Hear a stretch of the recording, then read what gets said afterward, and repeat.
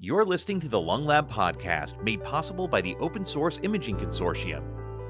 Here's your host, Elizabeth Estes. In this episode, we speak with Dr. Lisa Lancaster, who has spent her career working with those living with fibrosing and other rare lung diseases and their caregivers and their families. She has understood and has shared with me over many years the burden that the patients face. And so I was really looking forward to sitting down and talking with her because it is why OSIC exists, to help make progress for these patients and their families. Dr. Lisa Lancaster. So to now, this is so much fun. You know what the best part of these conventions in a lot of ways and these all of these education experiences that we have, but it's also seeing old friends at places like 100%. this. 100%. I mean, absolutely. Longtime friends, not old. Right. We're not old. Not yet. No. Not yet. Well, yeah, Dr. Lisa Lancaster, my friend who I've known for a long time, one of the bright stars in the space. So tell everybody what you do, who you are, where you work, all of those things. So I am a pulmonologist and specialize in interstitial lung disease. I've been doing that for 25 years. I did my training initially at Vanderbilt, residency, fellowship, and ended up staying on as faculty. And my first year in faculty was handed the opportunity to be principal investigator for the gamma interferon study, really one of the very first international multi-center clinical trials in IPF. And then it grew from there. Our program grew from 2 physicians to ultimately a total of 6 with multiple nurse practitioners, coordinators, and now 85 clinical trials later and 2 approved drugs. 85? And now with positive phase 3 study within the last year, it's really an exciting space to be in. And I've evolved from purely local clinical trials. I still see patients at Vanderbilt. I still have a half-day clinic, but I'm also chief medical officer for Endeavor Biometrics. And we're presently have a hedgehog inhibitor in clinical trials in a phase 2B study. Oh, God, you're such an underachiever. All right. So first of all, I've been to your clinic. I've been to your offices. I've met your amazing nurse practitioners. I've had dinner with one of them. A team that is passionate about these patients and these people living with this disease and their families and their caregivers. I've been down there. I've seen it. And really that, I think, knowing them and knowing you, that's really what I saw when I came drives you every day. Yeah, that's the bottom line. You've got to be invested in the mission. Yeah. And that's what it's all about. We're all here for the patients. And I think being patient first focused at the ground level in patient care, in clinical trials, and at a company who's studying pulmonary fibrosis and therapies in pulmonary fibrosis, keeping the patient focused first is the critical element of the mission. So let's talk about this. So for people who don't know what this journey is like for them, right? And you see them every day, you talk to them. How does someone get to you at Vanderbilt? What path have they gone through to get there? And then let's talk about the journey that they go through living with pulmonary fibrosis. Yeah, it's a long journey, actually, just to get to the point of diagnosis. Most patients have seen their primary care provider a few times before. Seen them with what? Cough? Breathlessness? Cough, shortness of breath. Usually those are the main things that bring in, and that's very nonspecific symptoms. Yeah. And so it can be confused with a lot of different things: asthma, COPD, heart disease, like heart failure, ischemia even. And so those workups ensue at the primary care level, and that usually takes a few visits. Right. Appropriately so. Statistically, those are the things that are more common in this age group of patients with pulmonary fibrosis that generally are age 50 or older. Right. So those things are ruled out, and then ultimately usually imaging is done, chest x-ray usually followed by CT, or maybe just a chest x-ray at that point, or the physician hears crackles on exam, and they've ruled out cardiac causes or other causes, and then refer the patient to a pulmonologist, who then usually gets a high-resolution chest CT, that critical CT that's got a focus on the lung parenchyma and can really dive into the detail of what's going on in the lungs. And then they'll look at not just the pattern on the CT, but really take a good, thorough history of chronologically what kind of symptoms occur. When did the cough occur? When did the shortness of breath occur? Are you limited in any daily activities? And go through a full rheumatologic review of systems, as that can cause lung disease. And then assess for any comorbidities of interstitial lung disease or pulmonary fibrosis, like reflux, obstructive sleep apnea, Right. As well, and pulmonary hypertension. And go through that questioning, go through a good, thorough exposure history from work, occupational, to pets, animals, just living in environment, Birds. mold, birds. Yes, Yeah. exactly. And those things, if you can see, that's really a huge compilation. I haven't gotten to the physical exam I was just yet. going to say, whoa. That's a lot to go through. Right. And so, in general, most pulmonologists who are private and in the community only have 30 minutes to try to hit this and do as well as they can in that amount of time. And how many of those pulmonologists that aren't experts in interstitial lung disease, and they've been trained on it, at least the GP probably never has, right? Right, usually not so much. And then that trickles down to our nurse practitioners and PAs who may have not had specialty training in that. The physical exam helps us mainly rule out other diseases like autoimmune disease. So we can look for changes in the hand. So you really have to be pretty savvy and maybe have seen a lot of patients in your career or in your training with this. So it really takes a village of support, and that's where the specialty ILD centers can really help out because they see the volume. They're used to asking these questions of patients, having perhaps a little bit more time to spend with patients, and not just make the diagnosis, but also discuss treatment and other supportive care. When I tell people the project I'm working on, usually they look at me blankly, but then pulmonary fibrosis now, is it genetic? There's what, 10, 15%? Yeah. Is what we think? Yeah, even up to 20%. There are some experts that will even take that number as high as 50%. Really? Yeah, but usually it's in 15, 20% or so range. We're learning more. Yeah. And now we have a handful of genes.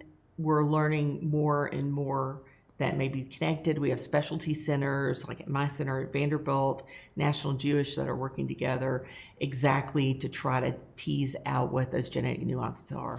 But mostly we believe it's environmental or epigenetic, right? I mean, that's... Yeah, probably a little bit of everything. There's probably some underlay of genetics that put people at risk. Yeah. And then exposure. Yeah. That plays into that, perhaps comorbidities that are aggravating that, other disease processes like connective tissue disease or inflammatory bowel disease that may have interstitial lung disease as a component.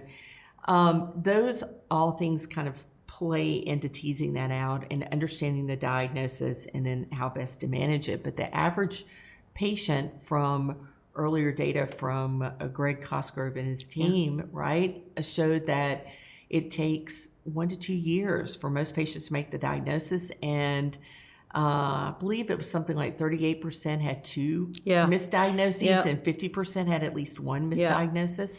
It's not easy. It takes a village. It's not like you can draw just blood work and say, aha, this is what you've got. You know, you mentioned, there's so many ways we can go here, but you mentioned the stethoscope and the listening. I've been told that pulmonary fibrosis sounds very different in a stethoscope than other diseases, that it sounds like Velcro. Is that true?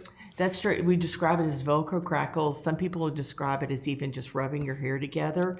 Kind of a dry, crackly sound at the end of inspiration, the sound of stiff alveoli kind of popping open. And again, I'm not a doctor. I don't even play one on TV. I didn't stay at a Motel 6 last night, but I'm going to try to do this. Normally starts in the bottom.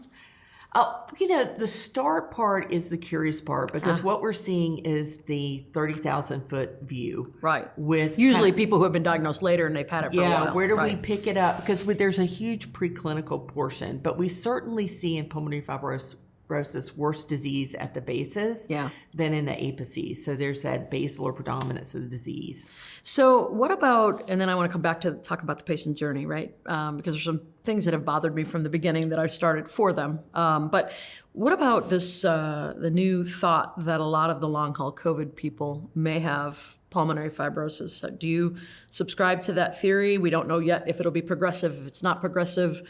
What have you seen at Vanderbilt from the long haul COVID to pulmonary fibrosis? So I think in the very beginning, we had scary news from abroad.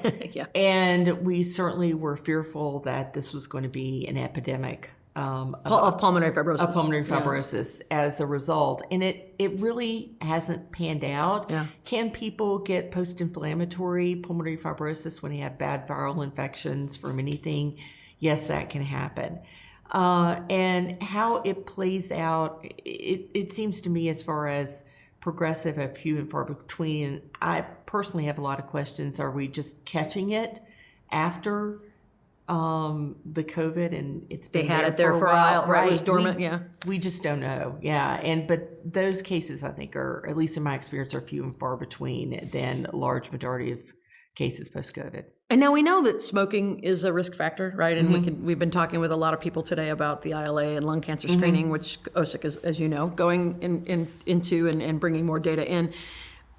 We talked to a physician in a city in the U.S. recently who said that he had 4 patients under the age of 40. And I said, what? And I said, why? And he said, vaping and some other things. And I said, wow, that's crazy. Have you seen a rise in younger patients yet from anything like that, from those risk factors? Yeah. Personally in my clinic, I tend to have an older population. Yeah. So, but certainly in spots around the country, there have been case reports of higher incidence of that, even ARDS, and concern about vaping, the vehicle that what is being vaped or the tobacco is in or nicotine is in. Yeah. So don't do it. Yeah, don't do it. We don't. The lungs are very delicate organ, and the last thing you want to do, it's not like you want to go and inhale pollution, right? Yeah, right. So keep what's going in your lungs as clean and pure as possible, and avoid extraneous substances inhaled. Certainly when you don't exactly know what's in it. Right. Yeah, right. So, I've said this many times. This is the part, and I think I've said it to you before. I can't imagine seeing a patient that you have to deliver news to and a family with a spouse or whomever with them, that they're going to have a disease that is a deadly disease, right? And having them say, well, doc, what does this mean? Like, what's my life going to be and how long do I have? And you having to say, we don't know. Because we don't know. Not because it's any slight on you, because we don't have enough information to understand the progressors from the non-progressors. We don't know yet, or we don't know enough yet to know that. I mean, I can't imagine being in that position. Yeah, it's it can be intense. Yeah. And it's certainly, I think with time, you have your story of discussion with patients. I think at the same time, it's a challenge to deliver the information, but not destroy hope. Right, yeah. Because there's a lot that we don't know. We can't necessarily predict what next year or the next year will look like. People have variable courses of disease. And that's a little bit of a double-edged sword. Right. We also now have the hope of therapies that do slow disease progression. Right. And how that plays into their survival down the road. We have a lot of drug candidates that are out there that look very promising. So I think there are a lot of reasons for hope where prior to 2014, we just didn't have it other than lung transplantation. Right. So I think we've come a long way, but we still have a long way to go. Right. But balancing that hope is important. And I think the other piece of this that I think is critical, that when you have a patient with a disease that doesn't necessarily have a cure, and there are a lot of diseases that don't have cures. We can't cure diabetes. We can't cure heart disease. But you can live with it longer, multiple myeloma. You can live longer. That's right. But we certainly don't want to destroy hope, and we don't want to say, I don't have anything to offer. That's right, because we do. Because we do. Right. And and there not just drugs, but we've got pulmonary rehab. Right. We've got treatment of comorbidities. We've got therapies for that, including pulmonary hypertension now, or PH-ILD. We've got evaluation for lung transplant, and those numbers and age and comorbidity allowances are being expanded. But we don't want patients to feel alone, and they need to feel like their physician is on the journey with them. That is the most important thing. So let's talk about hope. So what, you're here among some of the brightest pulmonologists in the world at the European Respiratory Society. What have you seen that gives you like, wow, there's some things coming, or there's some really new things that make me even have more hope than I had before? Obviously, you're working on a new drug. There are people working on new different modalities of drugs. But what do you see that's exciting? I think that's the biggest thing, is a number. Right. The number of companies, the number of drug candidates that are out there with different mechanisms of action is a sign of research and interest in the disease. And I think that is priceless. Yeah. Because even if those particular candidates don't manifest into something, then you learn something in the process, and you are a little bit further along with each negative study. We would not be where we are if it hadn't been so many negative studies in the past, because what they do is we teach us about the disease, the prognosis, biomarkers, ways to diagnose the disease earlier, perhaps other pathways that we can abrogate that could be future candidates for. Yeah, I mean, that's a hard, pardon the pun, hard pill to swallow for a lot of patients, because they're putting hope on these things and then they don't work. But there is something positive about the negative trials, because we know then where to start from there instead of starting over from scratch. It's hard to explain that, and it's hard because, I'm not living with that disease, but I do think we say this all the time. So many people are so worried about ground truth. We have to start somewhere in order to find that ground truth. And a lot of times we take a couple steps backwards in order to take 3 or 4 forward. Yeah, I think that's true. And in that sense, if you really think about it, because you're learning from every single trial, there really is no negative study. Yeah, right, exactly. Because you come out with positives.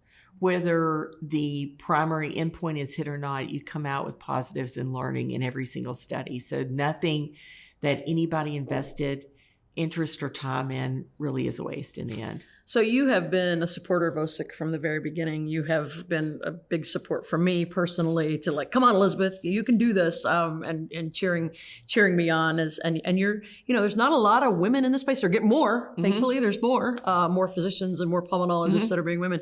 But and you sat through the OSIC member meeting on Saturday and got to see some cool things. If you were to give OSIC a piece of advice, which I know that, and I ask you all the time for this, but I'm asking you publicly. Yeah. If you were to give us a piece of advice, what do we need to do more? What do we need to do different? How do we need to be better? Yeah, no. One is keep doing what you're doing. I think working to better understand, promote quantitative HRCT, how that can tell us more about disease processes like interstitial lung disease, from the point of diagnosis to markers of disease progression. Yeah. And how those markers of disease progression could potentially be modified by drug therapy. How we can get to a point where high resolution quantitative CT imaging can potentially be utilized with all its just vast amount of information as a primary regulatory endpoint would be fabulous. Yeah. Because it just is it's 4-dimensional in comparison to an FVC. Yeah. Right? Yeah. And with each year, with each conference, which are major ones every 3 to 6 months or so, right. I think we're learning more and we're getting there. And OSIC's collection of CT scans really gives the foundation for that to occur and happen, and source of research data that can answer questions that we haven't been able to ask in the past because we didn't have the resources and the data. Yeah, I mean, I think the key for us is working with smart people like you, listening to you, because you really are the voice of the patients to us. I mean, we talk to the patients, we go to different patient meetings, we hear from them, but I remember one of the first times we sat down and you talked about what was going on at Vanderbilt, and I came down there and I saw it and I witnessed it myself and people waiting in the lobby. And, I think we have to continue to make sure we dialogue with the people on the ground who are actually speaking to the patients. And yes, we have a lot of machine learners doing really cool things, as you saw on Saturday. Right. A lot of new technologies coming out to try to help make progress in the disease. But at the bottom line, it's coming back to you as a physician who's saying, what are the patients saying? What do we need to do? And like I keep saying, we've all collectively done a lot since 2014. We got to go faster. Right. And how do we expand that beyond urban areas and ILD academic centers to more rural regions? How can we help the local physician at not just the pulmonary level, but the primary care level? Make these diagnoses earlier and get patients to specialists. Yeah, I mean, we were talking about this with with Sebastian Schmidt from Siemens. Like we're bringing in these lung cancer screens, right? We know there's there's risk factors that are shared, the smoking, right, the age group. So these lung cancer screenings, I think they have a really big opportunity for us to find people sooner, to diagnose it sooner, to get them to these places sooner. I'm hopeful anyway. Absolutely, and lung cancer screening tends to pick up ILD. Right. And our radiologists find that all the time, and providers end up referring patients to us that way. There can be just occult findings on other imaging. Abdominal CT scans, even that catch the base of the lungs, usually can be a source for that. So awareness. And it really takes a village. Awareness in the primary care, awareness in our mid-level providers, nurse practitioners, PAs, awareness in pulmonologists and radiologists who are even looking at not the chest, but the abdomen, to really find these patients and having pathways within their own system to get them to the right spot to make the diagnosis. All right, so I've asked everybody, last question. Then I can let you off the spot. Crystal ball. Yeah. We're sitting 10 years from now, not looking much older. We wish. That's all right. We wish. There'll be things by then that could do. Yeah, good point. 10 years from now, we're sitting at a conference and we're looking back. What's happened? Where are we? Mm-hmm. What has been done for these patients in 10 years? I think our holy grail is really looking for that therapy that has a chance of disease reversal. Right.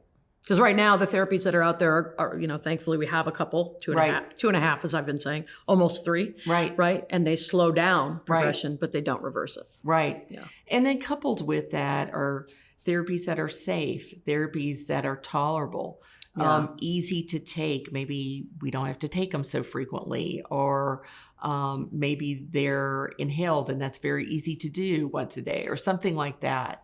So things that are patient-centered and patient-focused that not just improve or lessen their disease, but improve patients' symptoms and quality of life and lessen that symptom burden for patients.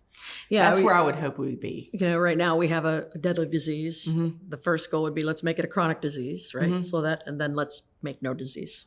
That's right. That's the hope, and that's the goal. That's right. We want something to melt it away. Dr. Lancaster, you're wonderful as always. I said earlier, there's such a passionate group of physicians in this space. I hope the patients know, not just their own doctor, but so many of them are coming together and they're just passionate about the patients and passionate about making progress in this disease. And you've always been that for me. So thank you. Oh, thank you. I feel lucky to be a part of the group of my colleagues and honored to be a doctor to my patients. So thanks. All right. Have fun back in Vanderbilt. Oh, thank you. Thank you.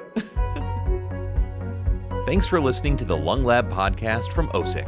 Share this episode of the Lung Lab and subscribe to the show wherever you get your podcasts. The Lung Lab podcast is produced by Bloodstream Media. Learn more at www.bloodstreammedia.com.